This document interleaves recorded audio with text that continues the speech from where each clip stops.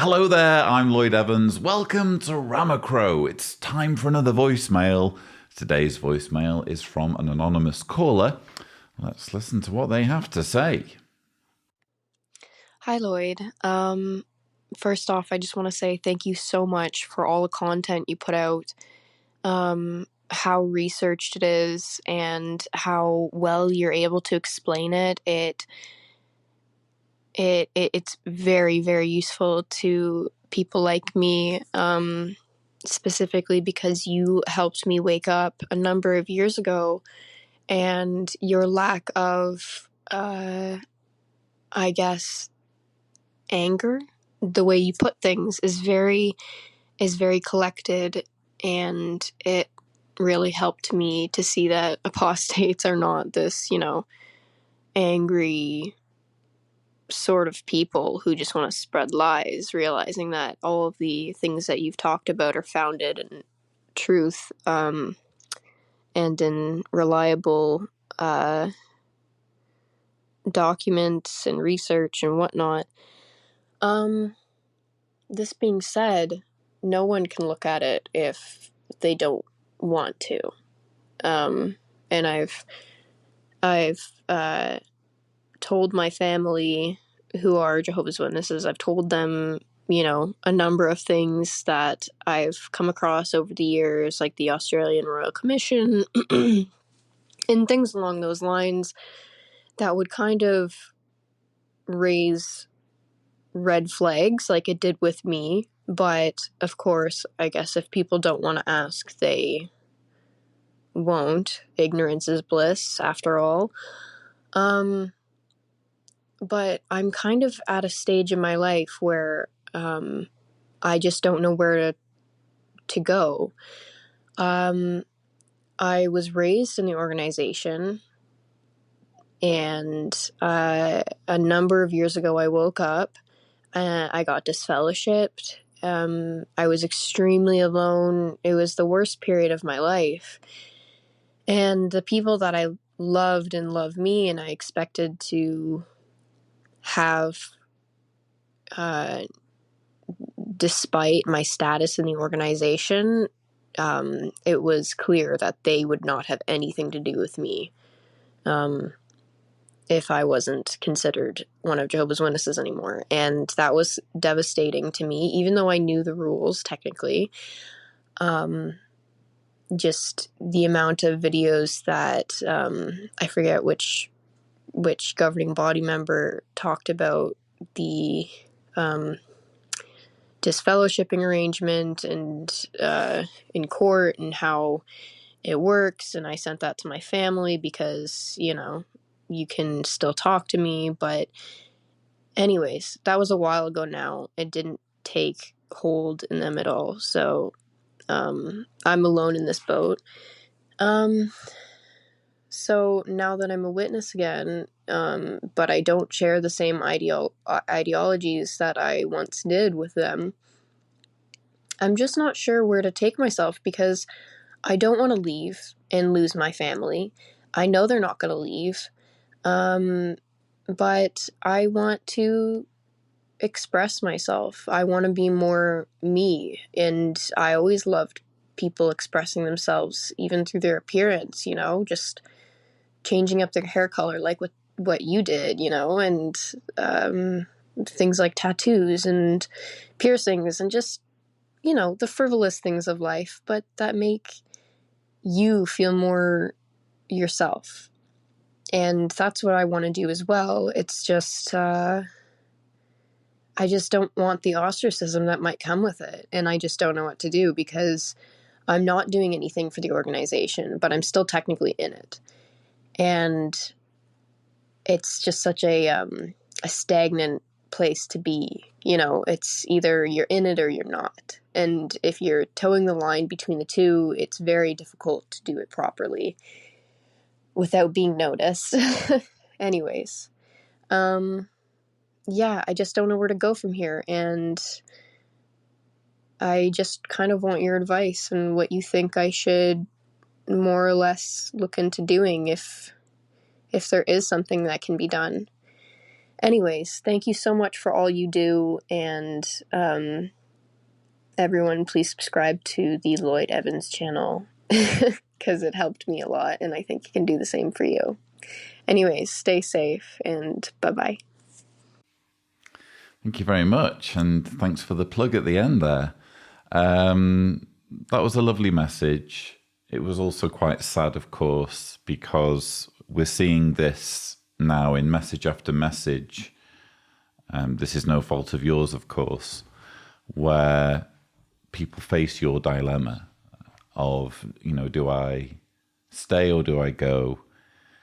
Do I live a life of pretense to placate those I care about, or do I break free and spread my wings and pursue my authentic self? And there's only one person who can answer that question, and it certainly isn't me. Only you can answer that question. I do sense, or I detect from your voice, maybe I'm reading too much into things, but you do sound quite young. And based on how much influence your family has on your life, it would suggest that you're perhaps somewhat dependent on them on a day-to-day basis. Maybe you're even living with them, I don't know. So I think this is a case of you sitting down and really thinking about what you want out of your life. Where do you want to be? And I've said this in previous messages, so I apologize if I'm repeating myself. Where do you want to be 5 years from now would be the question I would be asking myself. Can I imagine being where I am now, which you've described as stagnant? Can you imagine 5 years from now, holding a candle for a religion that you don't believe in, or paying it lip service, or feeling like you have to kind of gag yourself when it comes to criticizing it? Can you imagine doing that for the next 5 years? Or would you rather in 5 years' time be free of the religion and able to do whatever you like, even if it means dealing with the ostracism? And that's a dilemma that no one should have to face. It's a dilemma that's forced upon us by a toxic, abusive leadership that weaponizes family relationships as a means of controlling people. But that is the situation, unfortunately.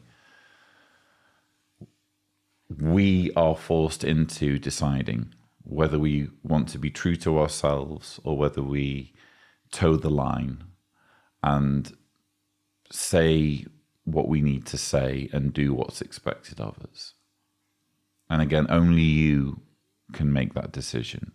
All I can advise is to take your time, don't do anything rash, plan fastidiously and meticulously every detail of what it's going to take to get you to your desired destination. What do you need to do in terms of your finances and higher education and your job prospects and your living arrangements? Which groups can you get involved in? Can you maybe take acting classes? Can you maybe get involved in some other kind of group activity where you're meeting new people?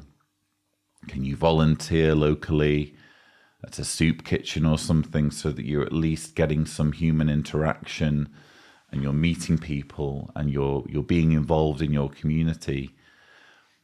These are all things that you can sit down now and think about so that it's not coming as a surprise to you. What you want to avoid is a situation where you just kind of crash and burn, where you almost live up to the expectations of your family by letting the world consume you.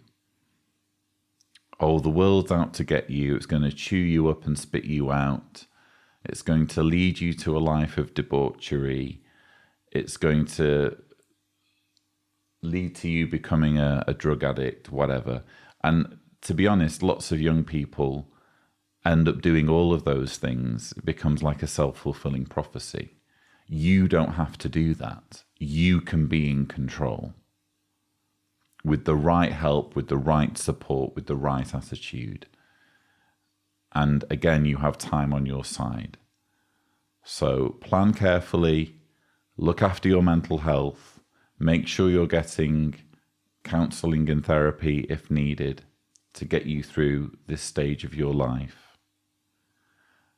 And you need to make the decision as to whether you try to placate your Jehovah's Witness relatives or do or say what they want in order to be in their lives. But I guess you need to ask the question, do you want relationships that have conditional love as their foundation? We build our own families, as I've often said in these voicemail replies. We decide for ourselves who we have in our lives. And it's not just about DNA and sharing the same blood. It's about people caring about us and loving us for who we are. So whatever happens, I hope that you're able to find a happier place than the situation you're in now. And you're far more likely to end up in a happy place if you give this a lot of thought and a lot of soul searching and do a lot of planning and get help. I guess that's all I can say. So viewers, don't forget that if you'd like to leave a message, the thing to do is go to speakpipe.com/Cedars, remembering to indicate clearly if you don't want me to broadcast your message on this channel. But that's all we have time for. Thank you so much for watching.